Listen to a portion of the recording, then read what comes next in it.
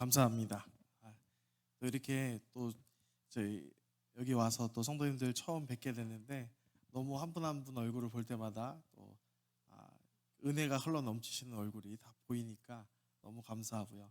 또 그 은혜가 또 저희 교회까지 흘러와서 먼 거리지만 흘러와서 저희가 또 힘차게 또 발걸음을 시작할 수 있게 되어서 하나님께 너무나 감사드립니다. 네. 물을 조금만 마실게요.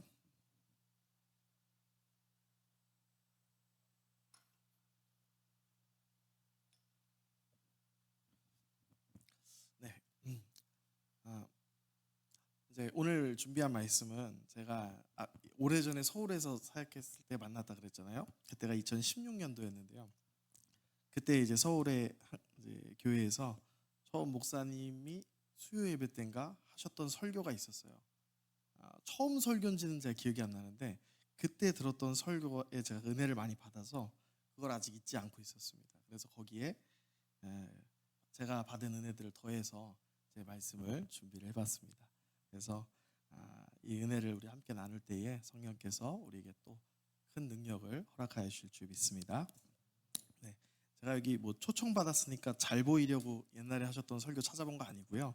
정말로 기억이 나가지고 그 말씀이 남아서 또 오늘 또 원래는 평소에는 다 잊고 살잖아요, 설교들을. 근데 또 오늘 오려니까 그 설교가 기억이 나더라고요. 그래서 그 인연으로 또 하나님께서 오늘 은혜를 주실 줄 믿습니다. 사도행전 말씀을 처음부터 읽으면 예수님의 승천이 있고요. 그리고 주님께서 약속하신 오순절 성령 강림 사건이 있습니다. 그래서 이것을 통해서 몇 명이 회개하는지 아시나요? 3,000명이 회개하여서 예루살렘에 교회가 세워지는 놀라운 이야기로 사도행전이 시작됩니다.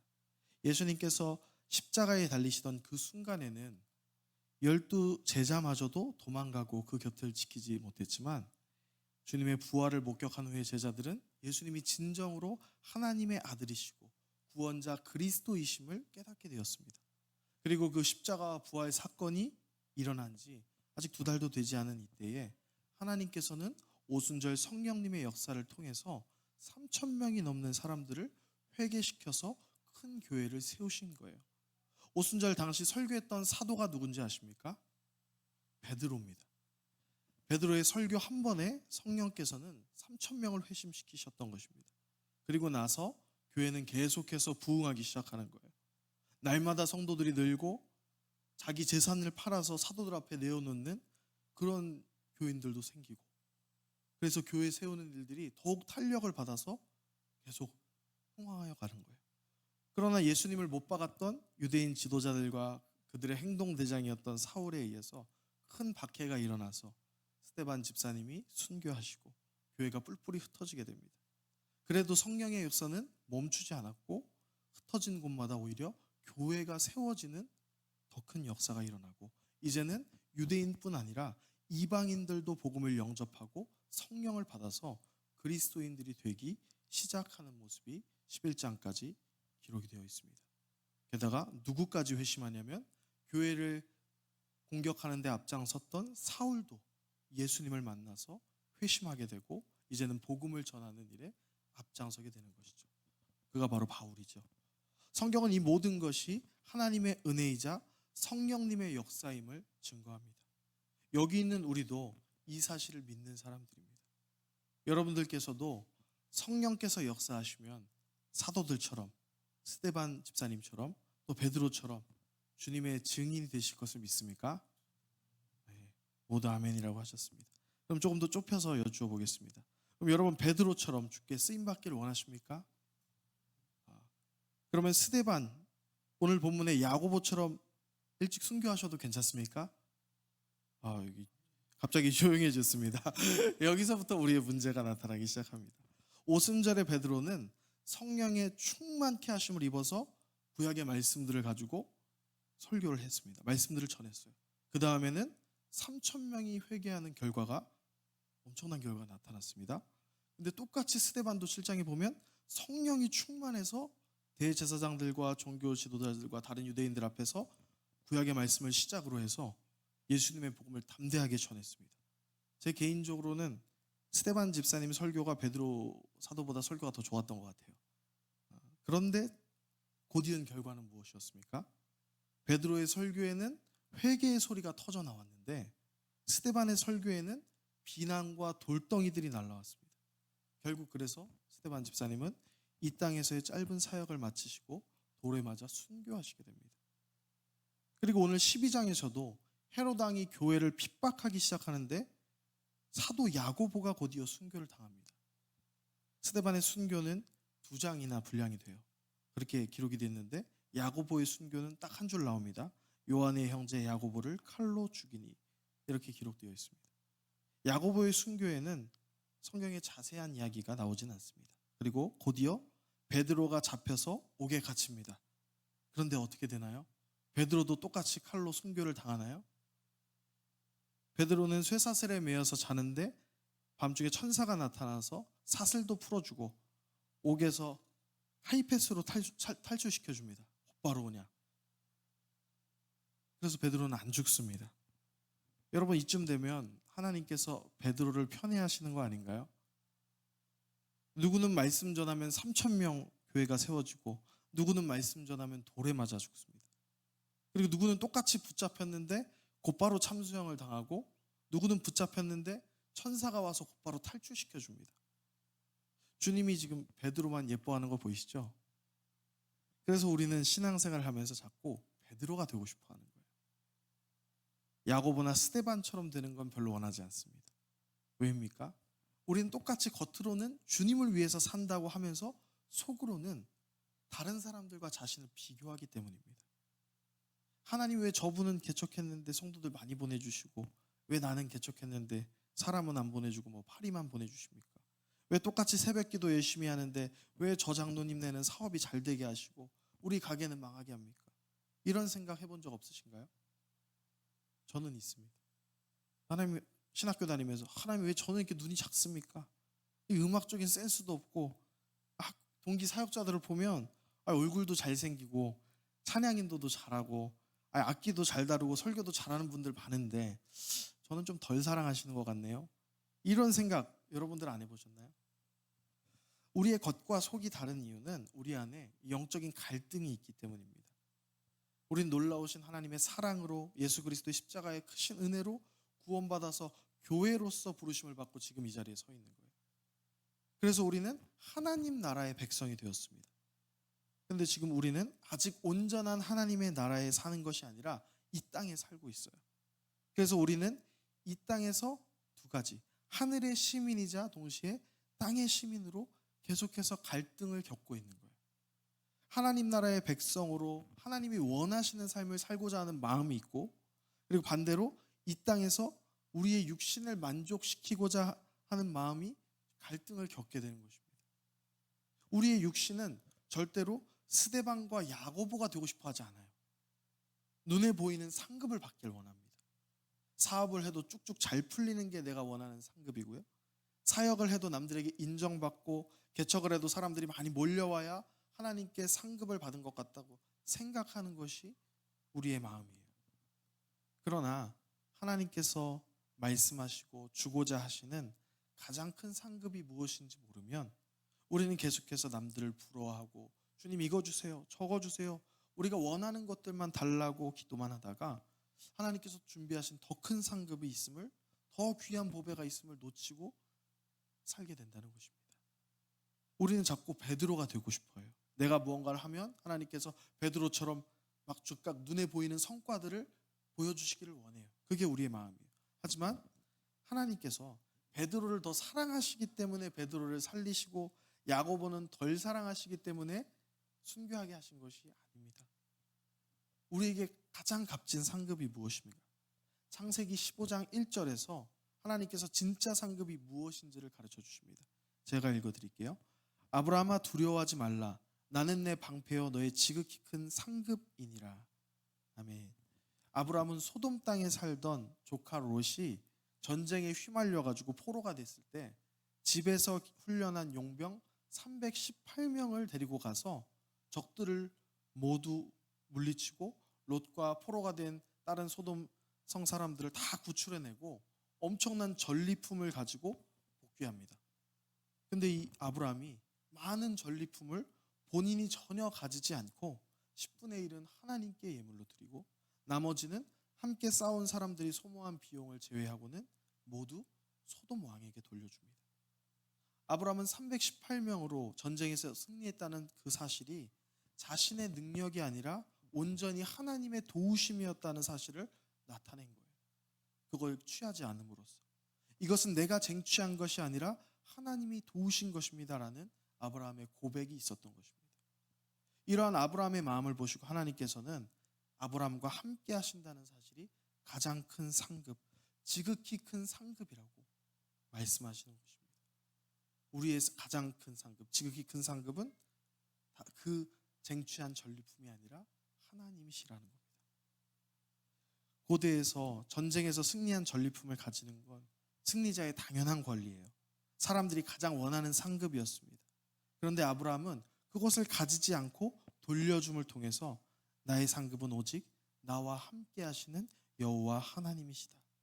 그분이 나와 동행하시는 것이 나의 가장 큰 상급이다라는 사실을 고백할 수 있었던 거예요. 스데반의 설교는 겉으로 보기에는 돌에 맞아 순교하는 것으로만 보일 수 있습니다. 하지만 스데반의 순교 때에 무슨 일이 일어났습니까? 스데반은 순교의 현장에서도 세상에서 가장 값진 상급을 받습니다. 사도행전 7장 55에서 56절, 이것을 우리 함께 읽어봤으면 좋겠습니다. 사도행전 7장 55절에서 56절입니다.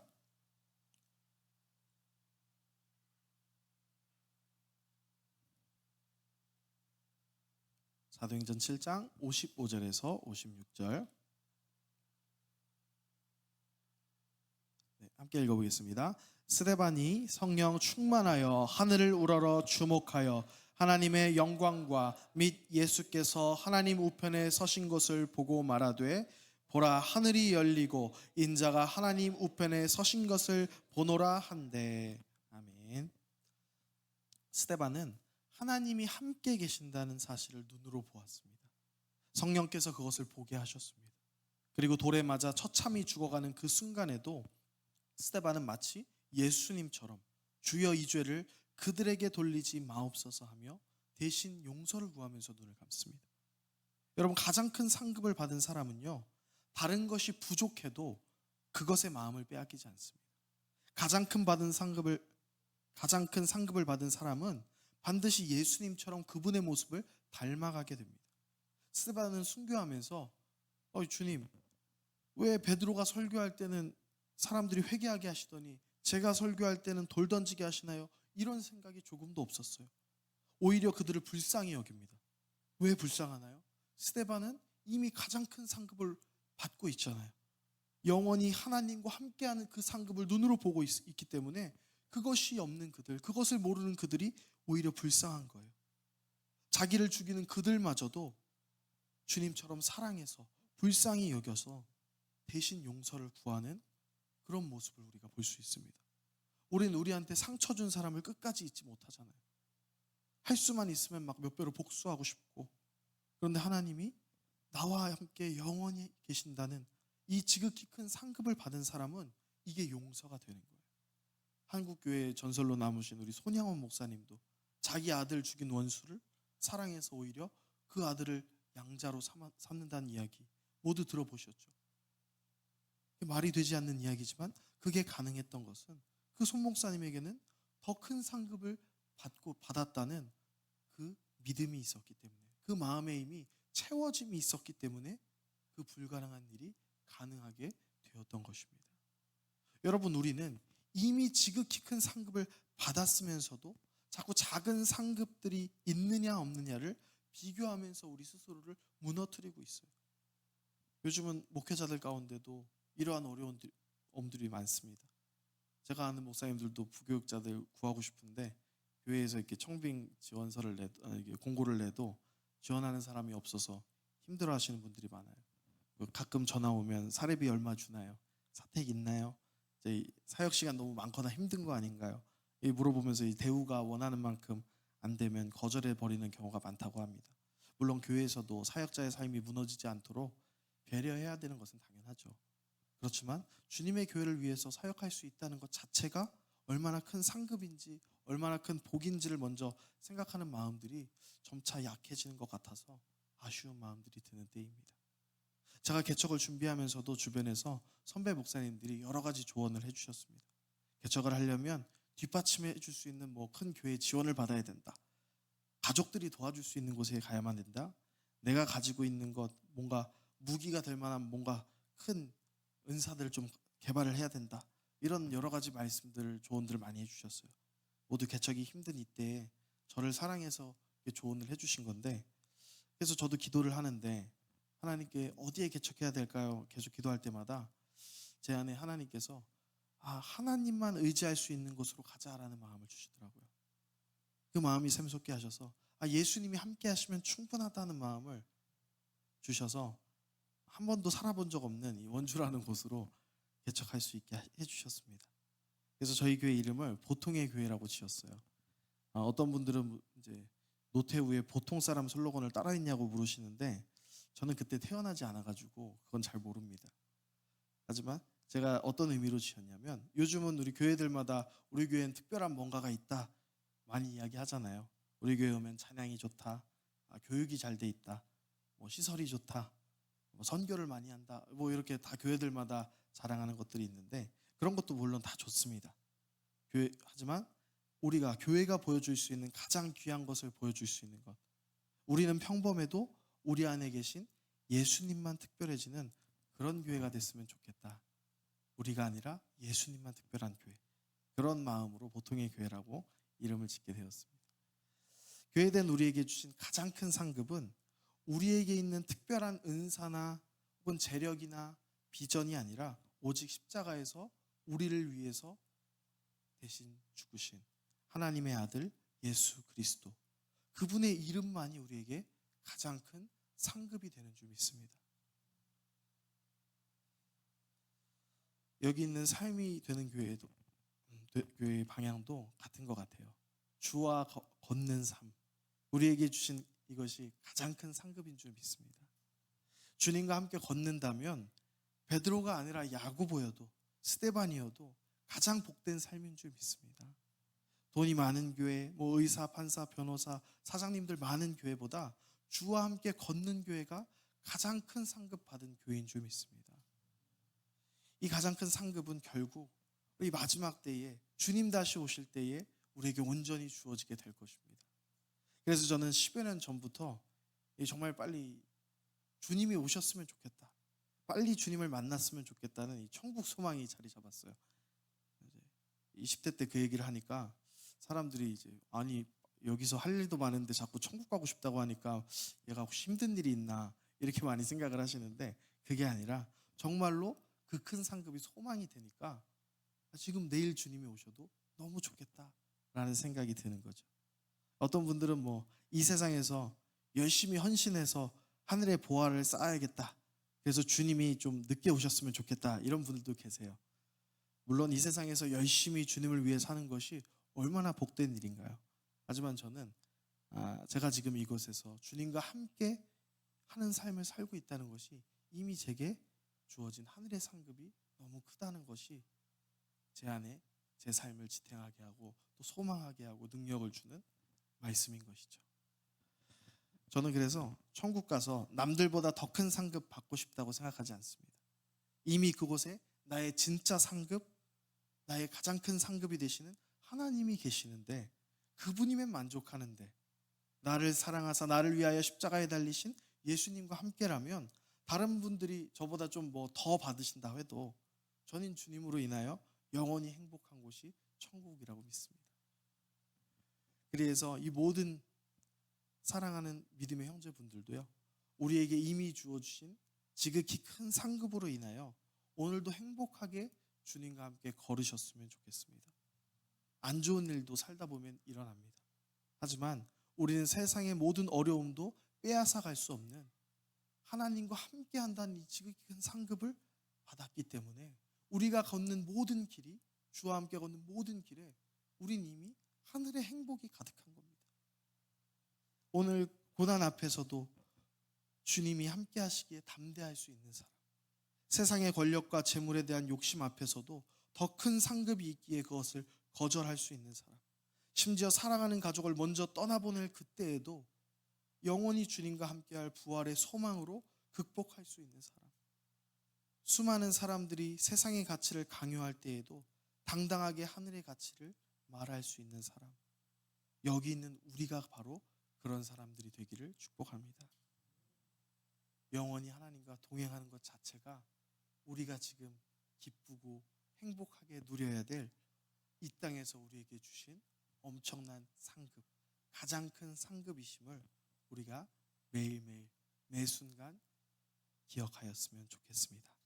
그래서 그러한 삶을 사시면서 이 행복한 길, 오로지 예수님으로 충만한 길, 가장 큰 상급받은 자로 살아가는 담대하게 이 길을 걸어가시는 여러분이 되시기를 주님의 이름으로 축복합니다. 아멘.